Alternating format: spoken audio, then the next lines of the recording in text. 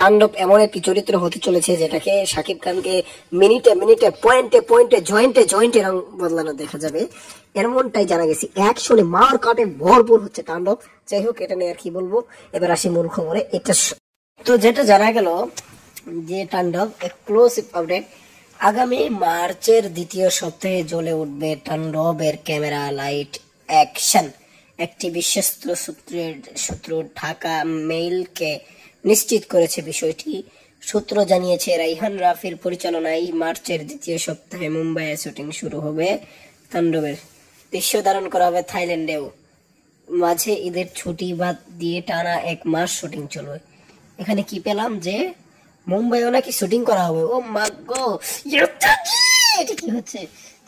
ভাবছিলাম তাই হচ্ছে। খুব সুন্দর করে আগিয়ে যাচ্ছে। তোকে ডিস্টার্ব করে লাগছে না? যাই হোক, এখন যেটা বলতে হয়, আমরা খুবই আশাবাদী আগামী মার্চের জন্য। মার্চের দ্বিতীয় সপ্তাহ থেকে হয়তো শুটিং শুরু হবে, যেটা রমজানের দ্বিতীয় সপ্তাহ পড়তে পারে। হ্যাঁ ঠিকই, রমজানের দ্বিতীয় সপ্তাহ। তো আজকের ভিডিওটি এ পর্যন্তই। ধন্যবাদ পুরো ভিডিওটি দেখার জন্য।